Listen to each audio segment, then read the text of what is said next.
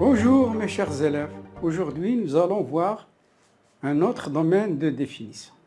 Suivez attentivement.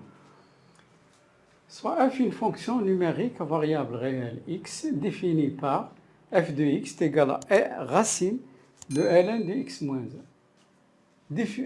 Déterminez d de f le domaine de définition de la fonction f. Comme je vous ai dit, il y a trois domaines de définition très fréquents.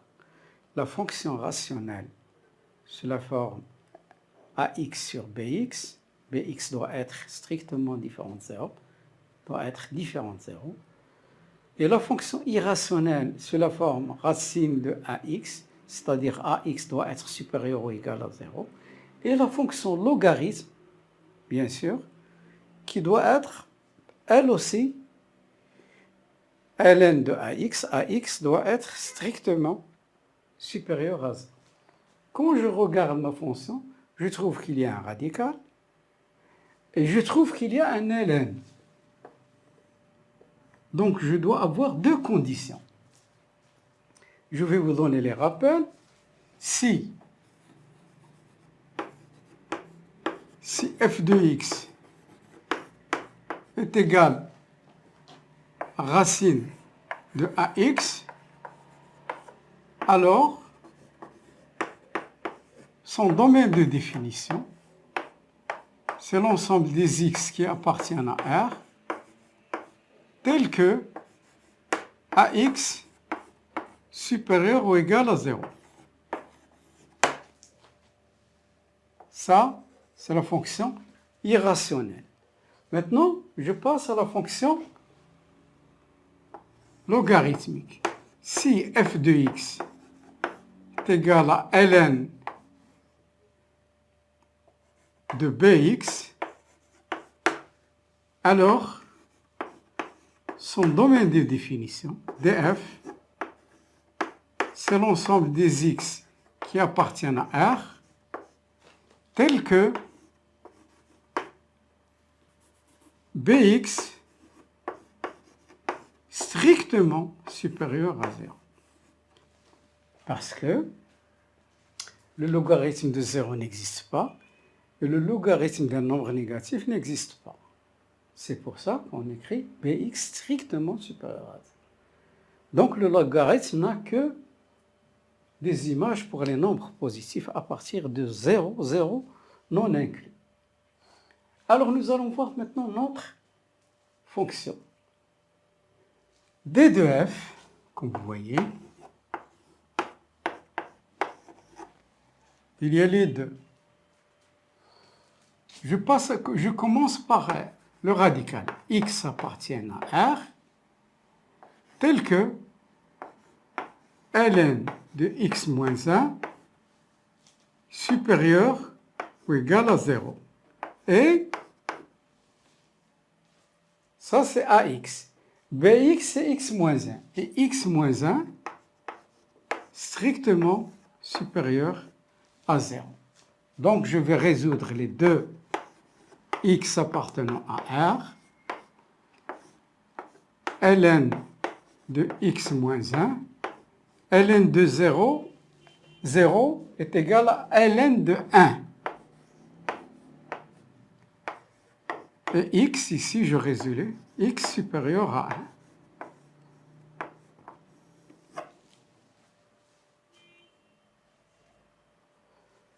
1. Égal, donc il y a une propriété ici, deux propriétés. ln de 1 est égal à 0. Si A inférieur ou égal à B, alors ln de A inférieur à ln de B. A et B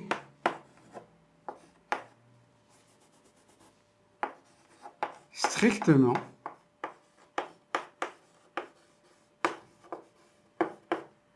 positifs.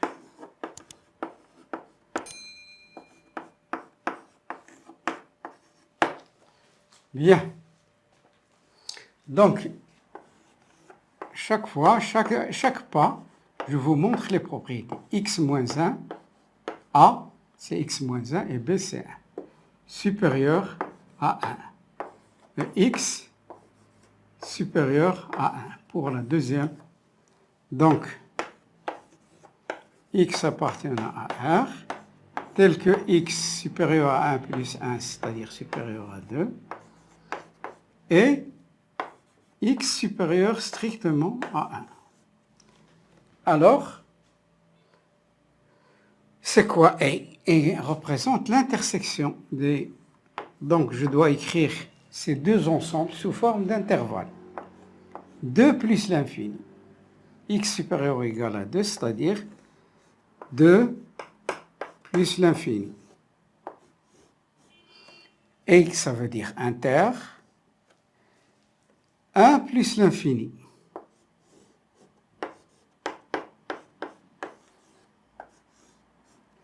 Comment je dois déterminer ça? À l'aide de l'axe, je prends ma règle et je trace mon axe.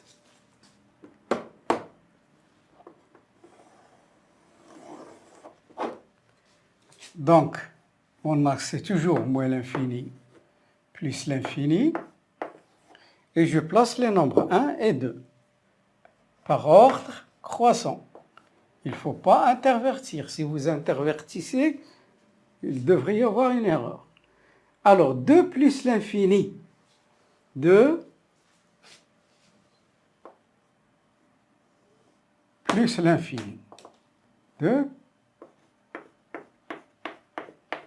plus l'infini. 1 plus l'infini. C'est-à-dire, je prends une autre couleur. 1 plus l'infini.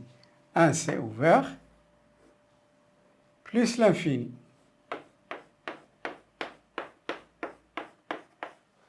Donc, où il y a l'intersection? C'est là où il y a une croix, c'est-à-dire un chevauchement des couleurs. Le domaine de définition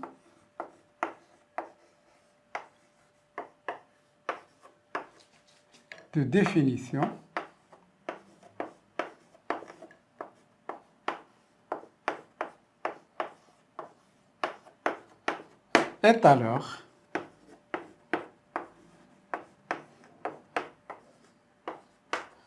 df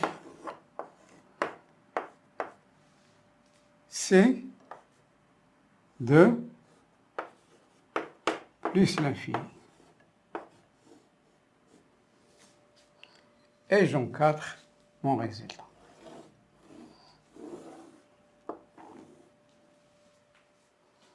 La plupart du temps, j'utilise l'axe parce qu'il me facilite la tâche.